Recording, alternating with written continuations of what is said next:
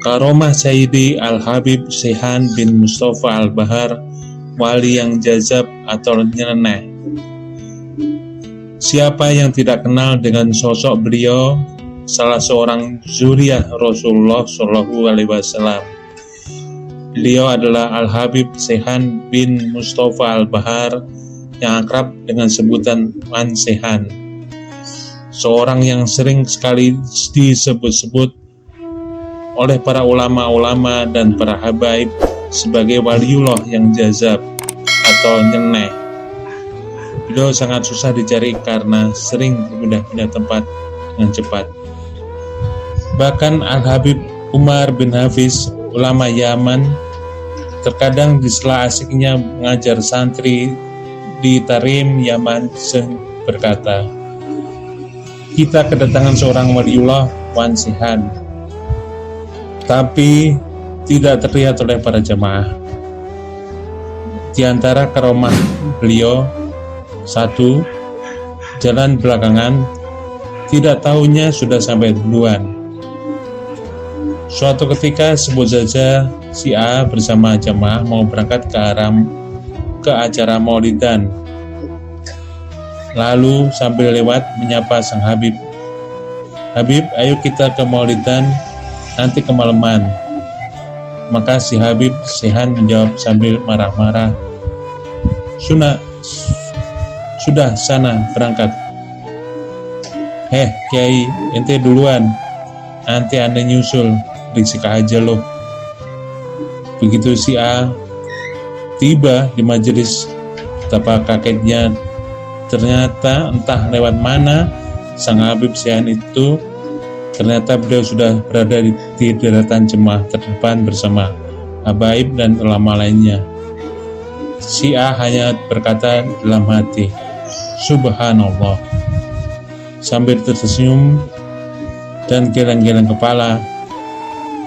Kemudian sang Habib itu menyalami para jemaah sambil peluk, sambil berkata, 'Ahlan wa sahlan, barokah, afan aneh sampai duluan, ente belakangan, kikik, semuanya ayo mari tafadhol.' Sudah selesai acara doa dan hidangan sudah keluar, keunikan lagi terjadi. Semua hidangan yang ada diacak-acak oleh beliau. Semua makanan cobain. Bagi yang belum tahu siapa beliau hanya bisa tercengang, campur kaget. Si A sempat memberitahu kepada mereka agar dibiarkan tengahnya itu, dan para ulama dan para habaib yang hadir saat itu hanya bisa tersenyum. Lalu Habib Saihan berdoa qomat kamit, terdengar sebaik barakallah, insyaallah. 2. Melihat Ka'bah. Ada suatu kejadian yang lebih mengherankan lagi.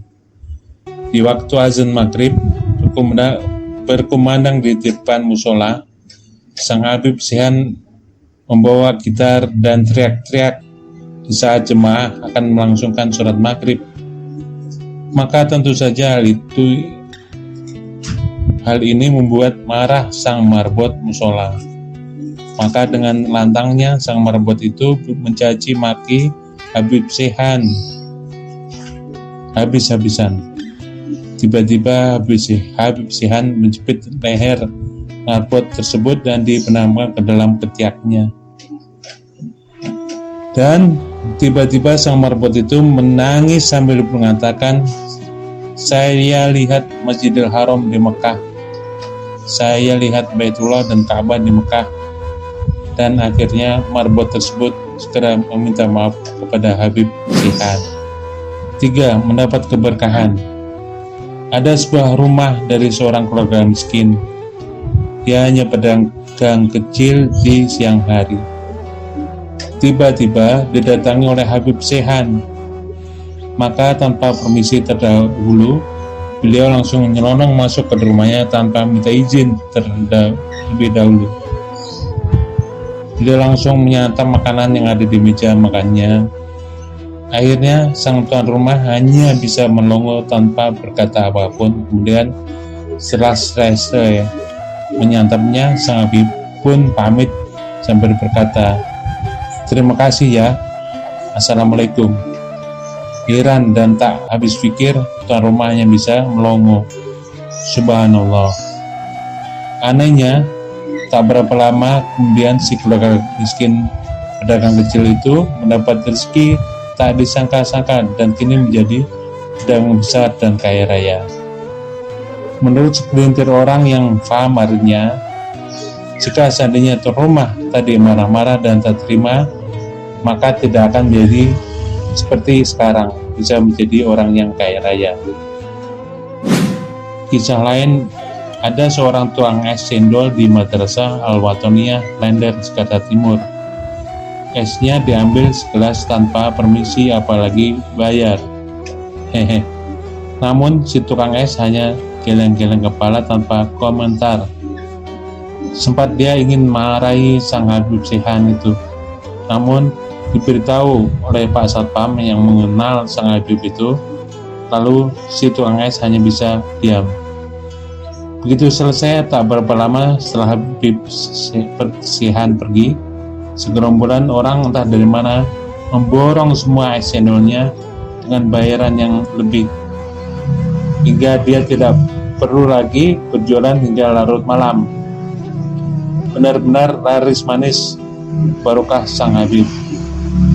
Menurut seorang kerabat beliau bernama Sania Ibrahim, bahwa untuk dapat bertemu dengan Habib Sehan mudah saja, asalkan punya niat yang baik untuk bersilaturahmi.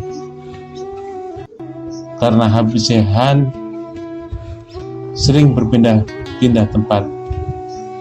Kadang beliau di makam ayahnya di Masjid Baido di Lubang Buaya, Jakarta Timur, dan terkadang ada di Gang Nangka Bintara 3.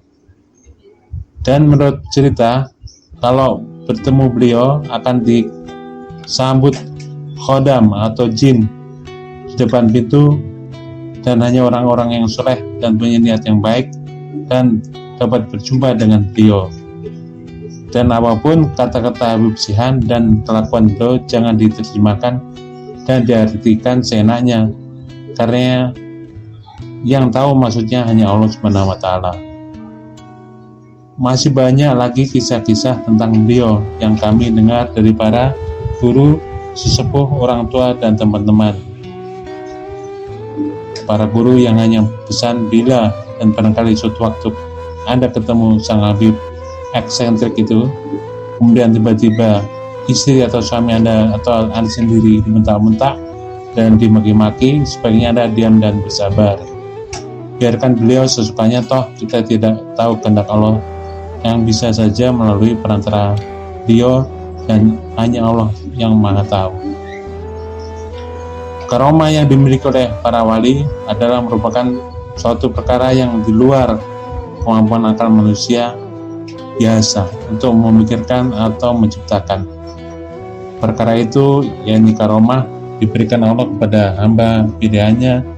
Setiap sikap, perbuatan, dan jawabannya serta keadaan hatinya selalu bergerak dalam khazanah Allah Subhanahu wa Ta'ala semata.